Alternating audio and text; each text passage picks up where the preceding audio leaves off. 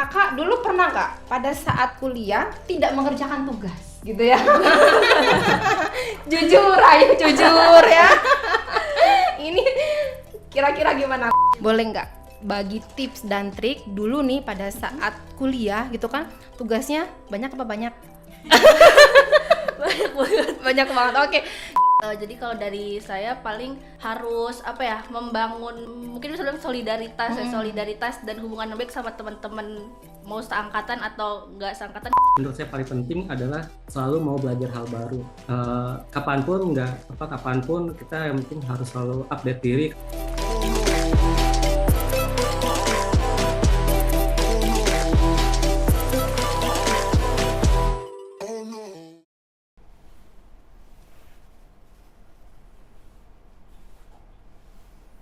Bismillahirrahmanirrahim. Assalamualaikum warahmatullahi wabarakatuh. Waalaikumsalam warahmatullahi. Perkenalkan, saya Medanita Dewi Wirinanti selaku Sekretaris Program Studi Manajemen Informatika dan dosen konselor. Selamat bergabung di sesi podcast edisi bimbingan dan konseling The Series dengan tema College Life vs Career Life. Alhamdulillah, pada pagi hari ini kita bisa bertemu lagi bersama saya dan ada tamu yang cukup istimewa, alumni Manajemen Informatika. Pada kesempatan kali ini kita akan menyimak mendengarkan baik-baik terkait bagaimana sih pengalaman kakak-kakak alumni dalam mengarungi kuliah dan kegiatan setelah kuliah.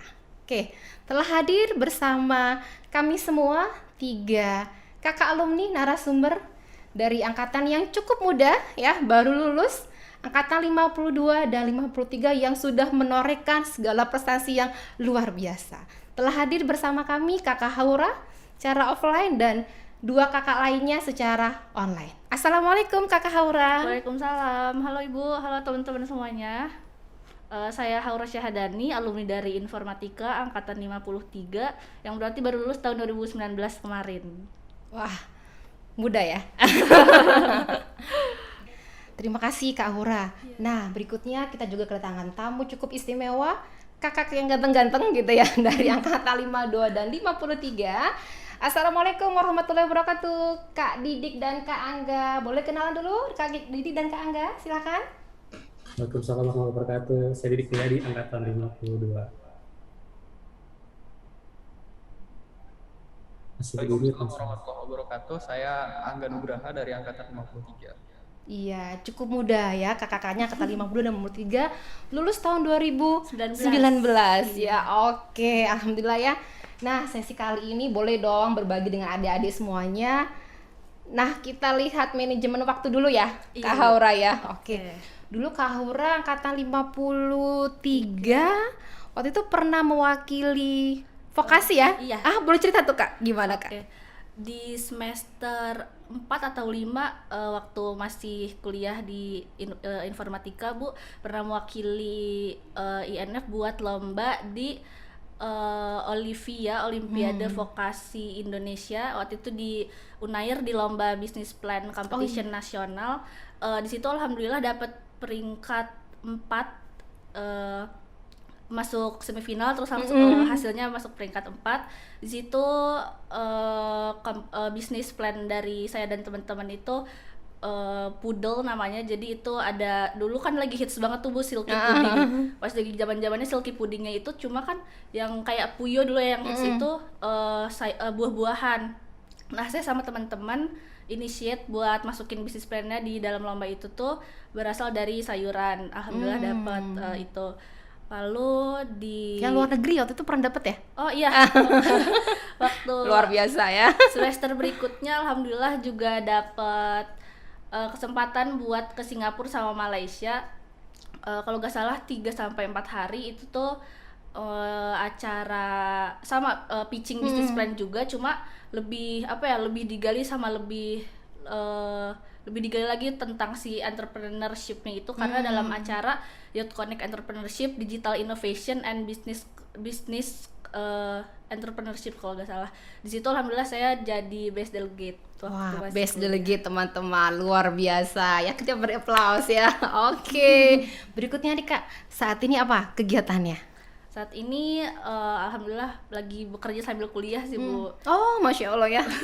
Luar biasa. Lagi ngelanjutin ekstensi dari D3 ke S1 di BINUS. Jurusannya juga masih sama, masih sejalan sama D3-nya, sistem informasi.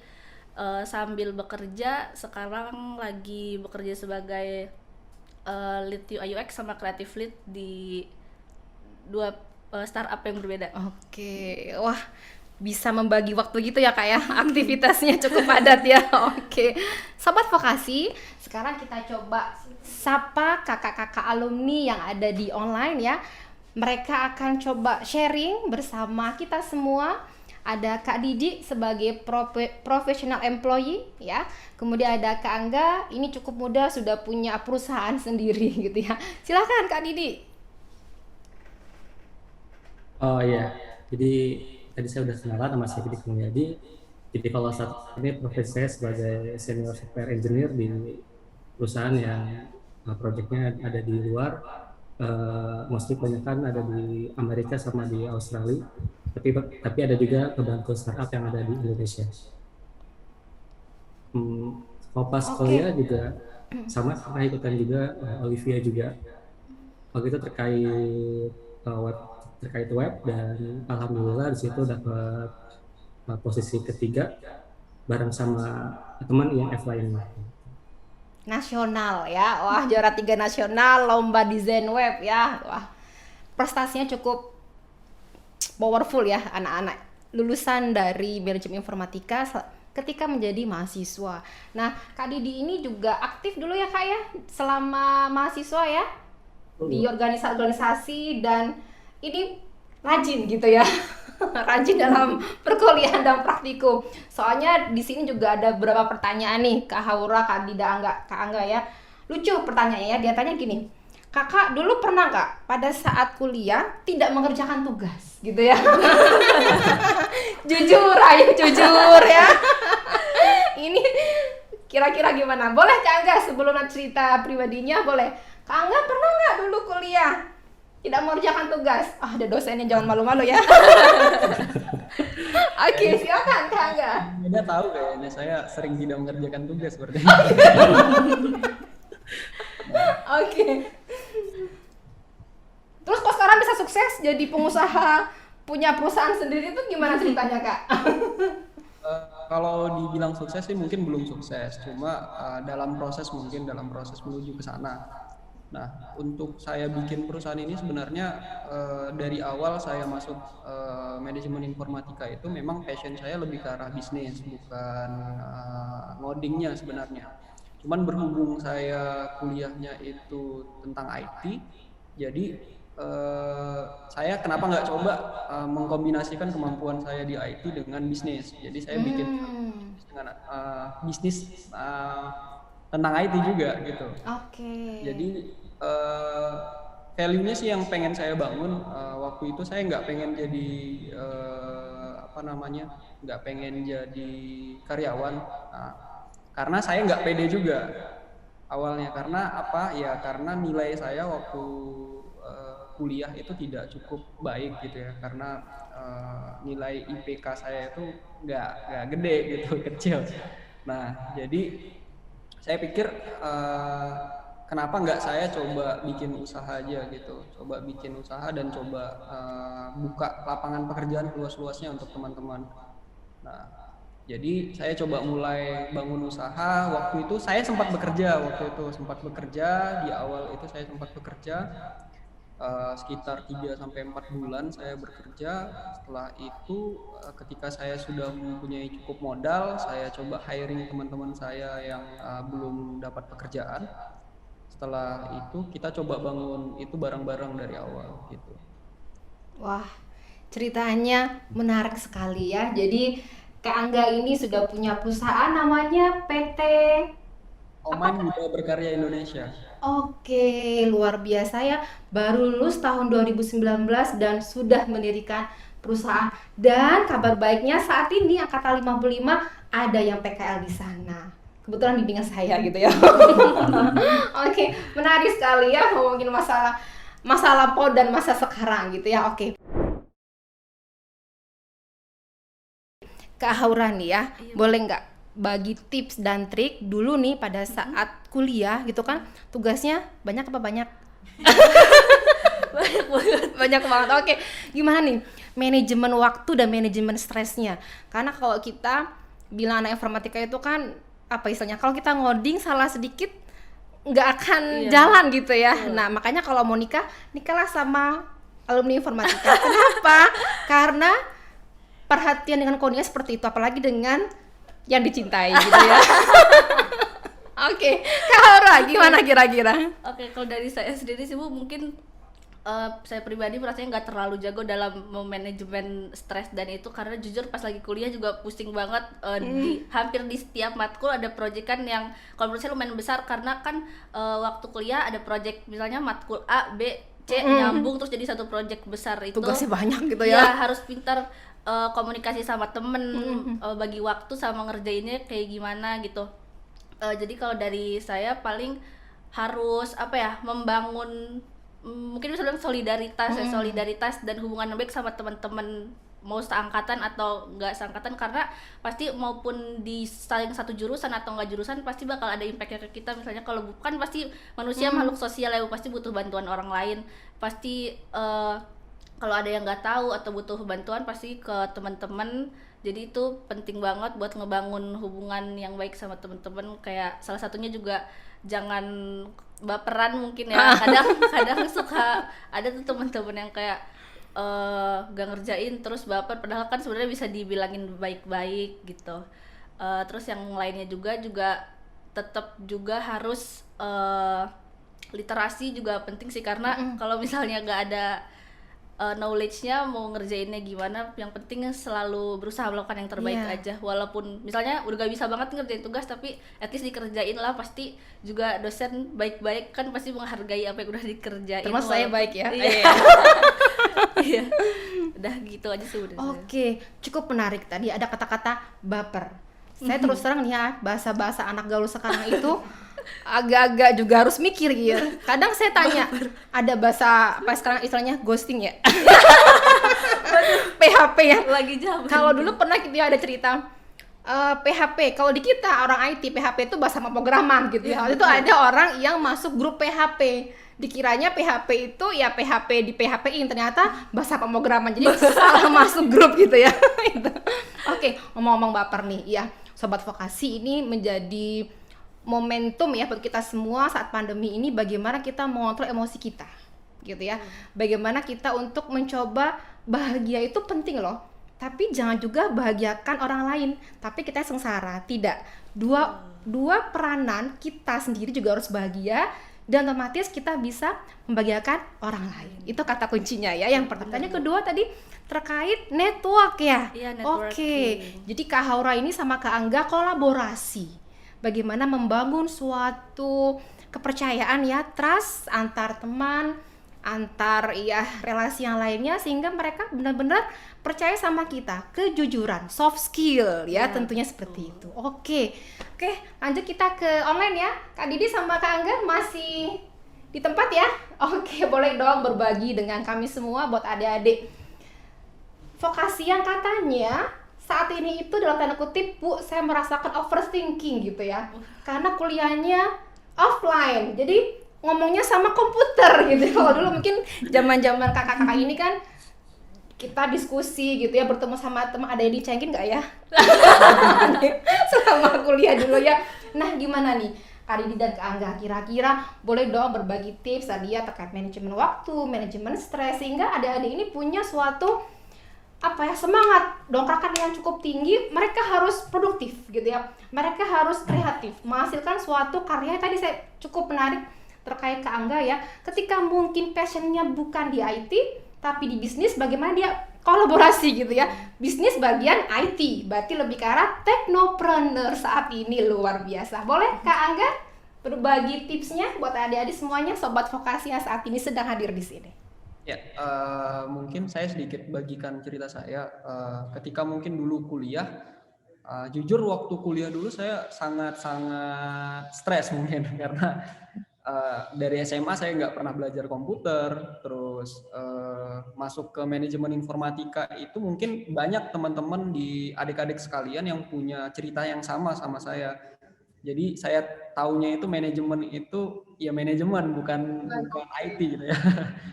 Malah saya tersesat, tertipu kata manajemennya ya. Kayaknya banyak yang seperti itu ya Kak ya. Oke, boleh sharing gimana nih meningkatkan suatu semangat walaupun udah tersesat gitu ya. Gimana supaya kembali lagi gitu ya? Oke, gimana Kak? Satu sih yang saya yang saya pahami dan saya percaya, passion itu bukan satu hal yang memang datang tiba-tiba. Tidak demikian.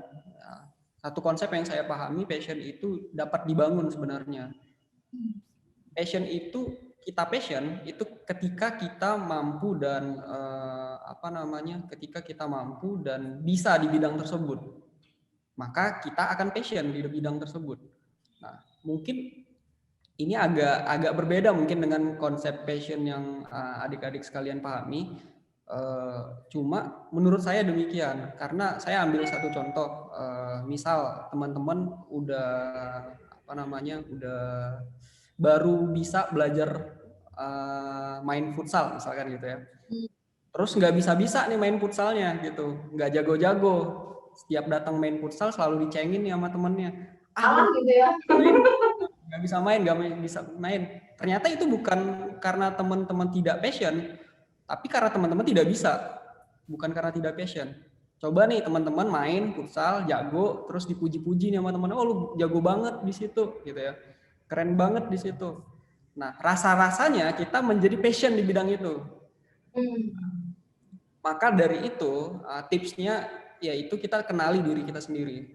Kenali diri kita sendiri, kita harus tahu kekuatan paling besar kita itu apa. Nah, tips saya sih dari semasa kuliah, waktu itu saya agak sulit untuk melewati masa-masa kuliah karena pertama saya nggak jago di IT-nya gitu. Maka dari itu saya harus belajar lebih keras dibanding orang lain. Saya harus belajar lebih giat dibanding orang lain. Jadi setelah pulang kuliah saya coba belajar lagi di rumah, coba pelajari lagi, dan saya pikir kekuatan saya bukan di IT-nya. Ketika saya sudah kenal dengan diri saya sendiri, maka saya coba membangun itu. Kekuatan saya lebih ke manajerialnya sebenarnya, memanajemennya. Mungkin ada aspek manajemen juga di dalam manajemen informatika sesuai dengan namanya. Nah, jadi saya coba kuatin diri di bidang itu. Tadi saya coba ada dikirimkan pertanyaan ke saya baca. Dia nggak passion di IT-nya, terus nggak bisa di desainnya, terus saya harus apa gitu ya. Ini menarik sebenarnya, itu terjadi di saya sebenarnya. Saya tidak terlalu hebat di bidang IT-nya, saya juga tidak bisa di desainnya. Nah, maka saya coba ambil kuadran yang lain. Saya coba mengasah skill saya di manajerialnya. Gimana caranya saya memanajemen orang untuk melakukan IT. Tapi saya harus ngerti konsep-konsep IT-nya. Kalau enggak kan ditipu kan gitu ya. Iya. Nah, saya coba memahami itu. Karena sebenarnya kuliah itu menurut saya pribadi bukan akhir dari segalanya, malah awal dari segala yang ingin kita raih sebenarnya. Jadi ketika teman-teman merasa salah jurusan, coba tanya ke diri sendiri, apakah jurusan yang salah atau teman-teman yang memang tidak ingin berusaha lebih untuk untuk lebih hebat di bidang tersebut gitu. Dan teman-teman apakah sudah kenal diri teman sendiri gitu. Jadi kesimpulannya sih yang ingin saya sampaikan yaitu kenali diri sendiri. Jadi kita harus tahu kita kuatnya di mana sih gitu. Kita hebatnya di mana sih gitu. Jadi kita nggak bisa maksain diri kita kalau misalkan kita nggak hebat di IT-nya, kita coba ambil sisi lain dari bidang tersebut gitu. Ya. Oke. Wah, menarik Sobat Vokasi. Jadi, dari pengalaman Kak Angga ini mungkin mewakili gitu ya sebagian mahasiswa yang merasa tersesat atau sudah kecemplung nih ya, udah tingkat 2, tingkat 3 baru sadar. Oh, manajemen informatika itu belajar tentang ilmu komputer bukan manajemennya. Dan ini poin utama gitu ya, yang tadi kita diskusi, ternyata ada satu hal. Apa itu? Berusaha gitu ya, bahwa kita sukses itu bukan seseorang yang punya IQ yang tinggi, tapi bagaimana kita berusaha untuk mengubah nasib kita gitu ya, kemudian rajin dan tadi terus agile menghadapi perubahan, ya kita melakukan adaptasi yang cukup luar biasa ya, sehingga kita bisa mengikuti perkembangan zaman. Kita tadi cukup menarik Kak Angga ya, terkait orang itu kan sudah punya istilahnya kelebihan dan kekurangan masing-masing, termasuk minat bakat kita, kepribadian kita. Nah, bagaimana ketika kita sudah masuk ke informatika, ada yang tadi salah tanda kutip ya, Bu saya tersesat gitu ya, Bu saya kecemplung di sini dan nggak suka gitu ya, bagaimana untuk mengatasinya? Oke, kuncinya gini, ketika kalian Sobat Vokasi memang sudah masuk ke sini, yakin gitu ya bahwa Allah itu sebenarnya sudah memberikan suatu takdir gitu ya, masuk ke sini. Tadi Kak Angga contohnya, dia kurang suka, apa yang perlu dia gali? Oke, bisnis, tapi bisnis di bidang IT-nya, lebih ke arah teknopreneur, dan itu bisa membuka lapangan pekerjaan. Masya Allah, luar biasa ya. Berikutnya Kak Didik, boleh dong berbagi. Kak Didik ini dulu apa ya, kalau kita bilang mahasiswa rajin gitu ya. Rajin, kemudian tugasnya dikerjakan apa enggak tadi Kak? pernah tidak mengerjakan tugas Kak? Nah, Pernah ternyata ya. jujur soalnya sudah lulus ya Kak ya, sudah lulus ya.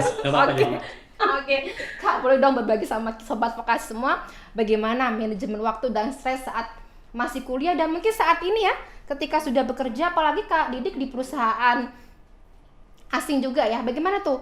Kan karakteristik orang bule sama orang kita berbeda ya, bagaimana tuh bisa berbagi dalam sisi bahasa, kemudian mungkin budaya gitu Kak. Oke, silakan Kak Didik. kalau pas kuliah itu manajemen stresnya mungkin perlu ada ya, mungkin ada kata manajemen stres karena emang di perkuliahannya stres gitu. Jadinya ada kata manajemen stres. Semuanya stres ya Kak ya. Iya.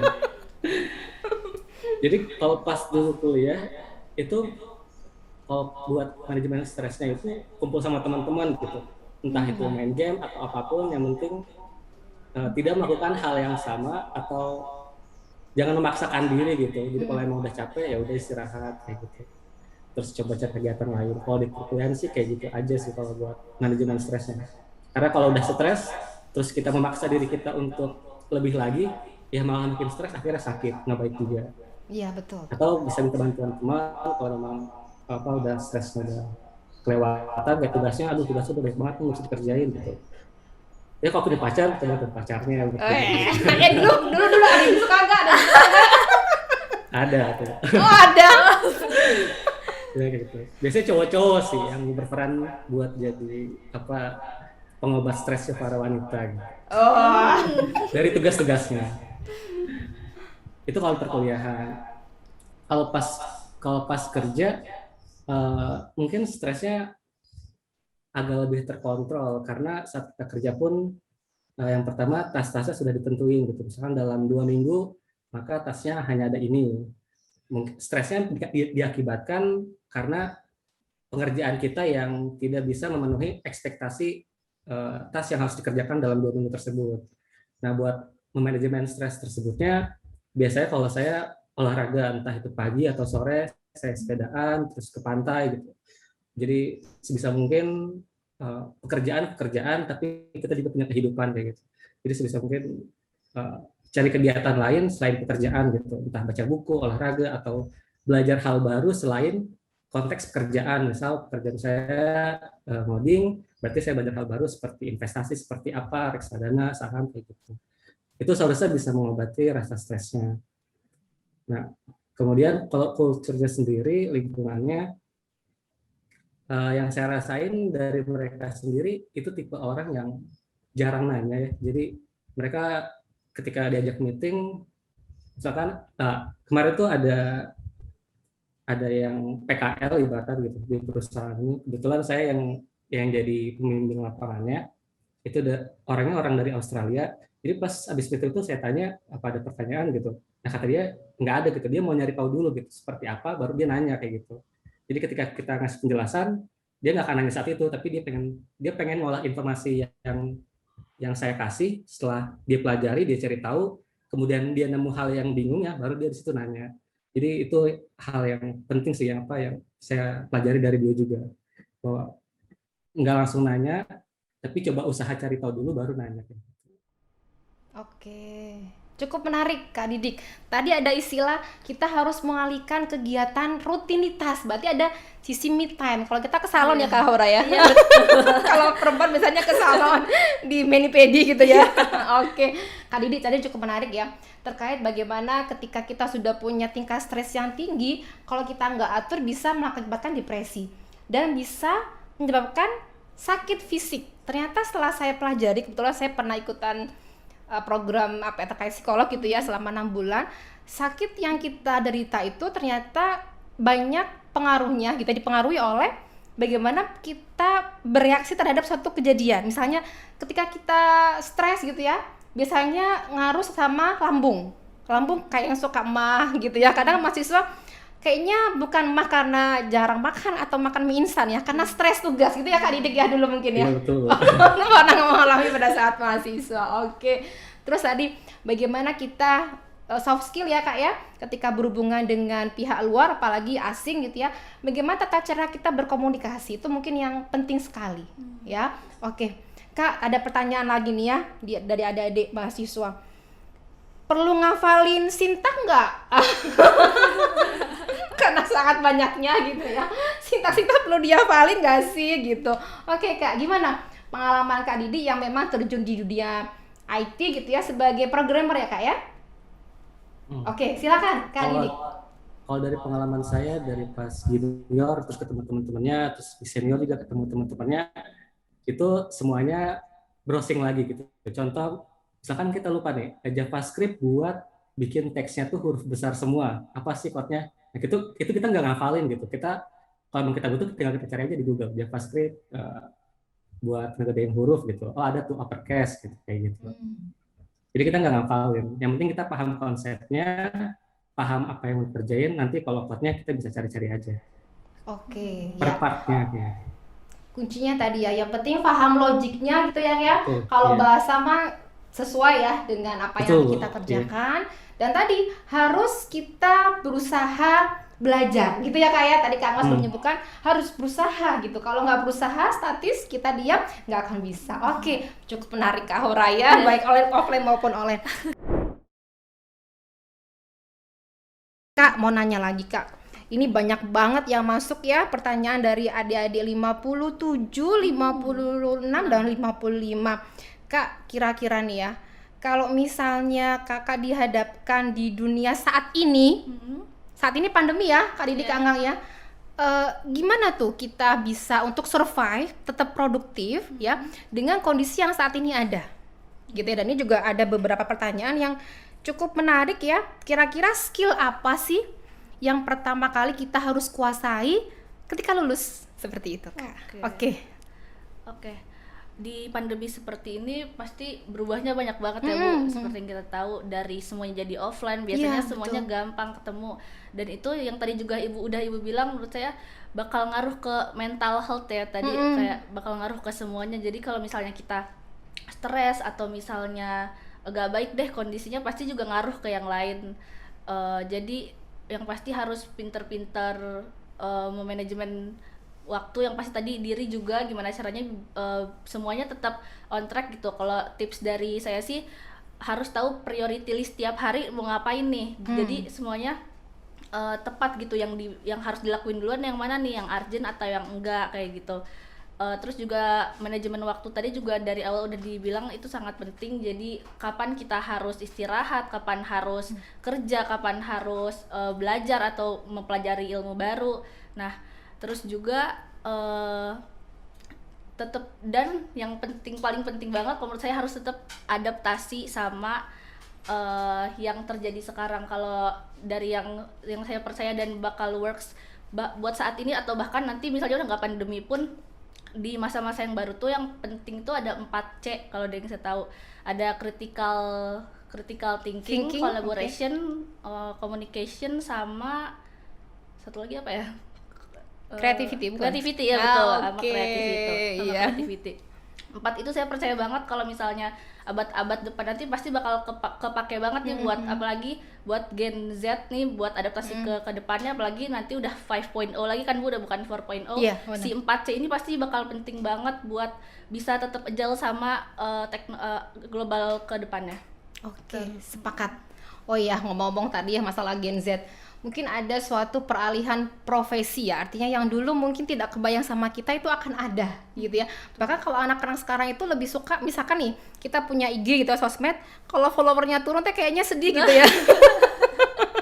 Atau yang like-nya sedikit, kok sedih banget gitu. Nah, ini mungkin yang harus kita jadi PR bersama ya, bagaimana kita itu harus realistis juga ya di dunia nyata dan dunia maya. Bagaimana ngapain juga kita mikirin follower yang ya follower ya bagus juga sih buat kita sharing ya, sharing ilmu dan seterusnya, tapi jangan juga sebagai tadi ya anti stres kalau misalkan followernya turun dan turun gitu ya. Oke. Dari Kak Didi Kak, kira-kira tadi ya pertanyaannya sama, skill apa sih? Nah, karena Kak Didi mungkin lebih ke arah ini ya, benar-benar bidang informasi ya, programming gitu ya, yang kira-kira harus dimiliki ya di sebat vokasi semuanya gitu ya, supaya diterima di perusahaan-perusahaan atau instansi yang memang membutuhkan ilmu kita. Kalau ilmu kita sekarang sudah bisa masuk kemana-mana ya tentunya ya. Oke, silakan Kak Didi. Kalau dari saya sih yang paling menurut saya paling penting adalah selalu mau belajar hal baru. Itu jadi kapanpun kita yang mungkin harus selalu update diri karena teknologi juga selalu berkembang. Jadi entah apapun itu, kalau kita selama kita ada, kita terus belajar, insya Allah dalam keadaan apapun kita bisa selalu survive sih. Penting mau selalu belajar gitu, entah belajar hal baru, belajar beradaptasi, yang penting selalu belajar. Oke, terima kasih ilmunya Kak Didi. Kak Angga boleh dalam sisi tadi ya, termasuk mahasiswa yang dulunya agak tersesat gitu ya Kak ya.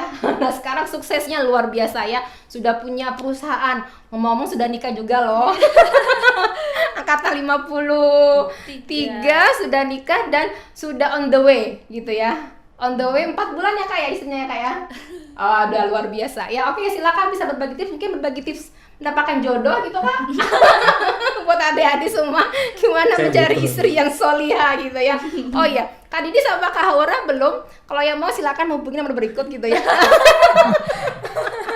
Oke, silakan Kak Angga. Yang mana nih pertanyaannya? Yang mendapatkan Tips-tips, boleh milih, boleh tips istri soleha gitu ya. Karena tadi ya, bagaimana sih menghadapi pandemi ini kan, kalau bagi generasi sekarang agak sulit ya Kak ya, kita lalui ya dengan kondisi yang mungkin di daerah yang susah sinyal atau apa, gimana supaya mereka itu tetap bersemangat gitu ya, produktif, berkarya, tanpa ada suatu tadi overthinking lah, kekhawatiran, kecemasan gitu. Boleh Kak sekalian tips memilih jodoh? Oke, silakan Kak Angga. Kalau mungkin tadi itu ada kaitannya mungkin dengan produktivitas ya yang disampaikan selama pandemi. Nah, kebetulan saya juga di perusahaan yang saya pimpin sekarang itu kita kombinasi antara bekerja online sama offline. Jadi ada mungkin nanti seminggu offline, seminggu online seperti itu. Nah, untuk ngatasin supaya kita tetap produktif sih, menurut saya yang pertama kali yang harus kita pahami yaitu dorongan dari dalam diri sih. Jadi percuma kita kalau buat to-do list, buat priority list dan sebagainya, tapi memang nggak ada dorongan dari dalam diri, tidak ada why, tidak ada alasan kenapa kita melakukan hal itu. Nah, itu yang perlu kita set. Nah, mungkin kalau kita cuma di list nih apa aja yang harus dikerjakan, memang baik ketika kita list apa aja yang harus kita kerjakan, tapi ketika nggak ada dorongan dari dalam dirinya ya nggak dilakukan juga. Nah, maka dari itu kita harus tahu kenapa kita harus melakukan itu. misal untuk sekarang ini kan ada ada 2 macam yang dilakukan di online. Pertama bekerja online, yang kedua ya eh, edukasi online atau pendidikan online, kuliah online lah kita sebutnya. Kan kadang-kadang kita kuliah online ini malah jadi nggak produktif gitu ya, karena nggak ada yang ngawasin. Kalau di kuliahan yang biasa kan datang offline gitu ya, ketemu dosennya, dikasih tugas kan gitu. Tapi kalau di online ini kan enggak, kita dosennya nggak tahu nih ini anak kerjain apa enggak kan gitu ya. Nah maka dari itu kita harus ngeset dari dalam diri kita sendiri bahwasanya yang penting ilmu itu kan gua, bukan dosennya gitu. Jadi kuliah itu kan bukan sekedar untuk melepaskan melepaskan kewajiban kita, bukan demikian. Oh, gua kuliah karena disuruh orang tua, gua kuliah deh gitu. Bukan seperti itu mestinya. Kita harus tahu kenapa kita kuliah gitu. Apa yang pengen kita cari di kuliah? Apakah kita pengen cari ilmu gitu ya? Atau hanya sekedar melepaskan kewajiban terhadap orang tua, bahwasanya orang tua kita nyuruh kita kuliah, terus kita kuliah selesai udah. Nah, maka dari itu ya kita harus pahami bahwasanya kita kuliah untuk apa. Kalau memang konsepnya kita kuliah itu untuk ilmu, maka dari itu ya kita harus punya cara dong untuk gimana caranya dapat ilmunya gitu. Gitu mungkin dari saya. Kalau untuk tips dapat jodoh sih, waduh, berat. Boleh dong dibagi rahasianya. Dua ini mungkin dua tips Kak. Gimana? 2 tips kok, maksudnya kan usianya muda nih ya, sudah istilahnya berani gitu ya untuk menikah. Kalau anak sekarang kan, kalau saya sih terusan dulu juga menikah saat kuliah gitu ya. Saya nikah usia 22 tahun saat menjadi mahasiswi waktu itu ya. Ada ini ya, dalam tanda kutip kesenangan yang maksudnya gini, saya nggak ingin pacaran gitu ya, pacarnya setelah menikah gitu ya Kak ya. Oke, mungkin bisa berbagi tips Kak, 2 aja Kak, gimana nih supaya adik-adik, tapi tipsnya jangan nanti disuruh nikah ya, sobat vokasi ya, waduh, nanti nikah semua susah kita ya. Oke, silakan Kak Angga. Kalau nikah sih menurut saya, nikah kan bukan perlombaan ya, maksudnya nggak penting cepat dan lambatnya sebenarnya, tapi tergantung kebutuhannya. Waktu itu saya memutuskan untuk nikah karena saya pikir saya sudah butuh untuk nikah. Saya sudah merasa bahwasanya saya harus nikah nih gitu. Nah, saya nggak pengen lama-lama, dan waktu itu kebetulan saya juga udah merasa saya sudah cukup mapan untuk menikah. Saya udah cukup bisa untuk menafkahi istri dan anak saya kelak. Jadi saya putuskan untuk nikah. Ngapain ditunda, kalau saya konsepnya gitu sih. Jadi kalau teman-teman pengen nikah nih di usia muda, yang pertama yang harus dipikirkan sih ya, memang katanya rezeki itu Allah yang atur, cuma kita harus pikirkan juga kalau kita nggak bekerja, tidak punya semangat hidup gitu ya, tidak punya daya juang yang kuat, ya cuma pengen nikah aja gitu, nikah cuma ikut-ikutan tren gitu, nikah muda, ya sebaiknya jangan. Karena nikah itu bukan perjalanan singkat. Nikah itu mungkin Bu Meda mungkin lebih paham ya, yang udah lama menikah. Menikah itu perjalanan yang panjang menurut saya, yang kita harus satu visi dan misi dengan istri gitu ya, yang kita harus ngelewatin banyak hal suka duka. Jadi nggak sekedar menikah aja gitu. Jadi harus harus tahu dulu nih kita sudah butuh nikah atau belum. Yang kedua, kita sudah pantas nikah atau belum. Itu sih. Kita coba kembalikan ke diri kita sendiri. Gitu. Oke. Menarik ya sobat vokasi. Oke. Jadi kalau saya rangkum nih Kak ya, Kak Hora ya. Intinya tadi ya, tujuannya buat apa sih gitu ya? Tujuan kita nikah, jadi ngomongin nikah ya. Tujuan kuliah buat apa sih? Ya, niat itu penting. Jadi bahwasanya kita semua ini kan hanya hamba Allah gitu ya, yang nantinya akan ada kehidupan lain setelah kita di dunia. itu yang harus kita jadikan PR bersama ya, bagaimana kita selama di dunia ini menghasilkan suatu karya produktif yang memang bermanfaat bagi orang lain, niatnya untuk ibadah supaya segala sesuatu yang kita lakukan memang benar-benar bernilai di mata Allah. Jadi tidak hanya tadi ya kayak ikut asal-asalan saja. Yang terpenting juga doa restu orang tua tentunya ya, yang sudah mensupport kita semua sehingga kita bisa dalam tahap seperti ini. Wah, menarik sekali ya. Tapi mohon maaf nih, pertanyaannya ini kalau yang masuk ke saya, aduh banyak banget ya. Kalau ini nanti bisa sampai subuh gitu ya. Oke, tapi luar biasa hari ini ya, Kak Haura. Terima kasih atas kehadirannya, Kak Didi, Kak Angga yang sudah berbagi dengan sahabat vokasi semua, sehingga kita punya suatu wacana, punya suatu knowledge ya, dan punya semangat juang yang cukup tinggi untuk menghadapi hari esok yang lebih baik. Dan satu kuncinya tadi ya, terus belajar, dan kita tetap harus bisa menghasilkan suatu karya yang produktif. Oke, terima kasih. Saya Medanita, mohon undur diri dari ruangan ini, dan semoga kita senantiasa diberikan kesehatan oleh Allah Subhanahu wa taala. Kami tutup. Wassalamualaikum warahmatullahi wabarakatuh. Salam sukses.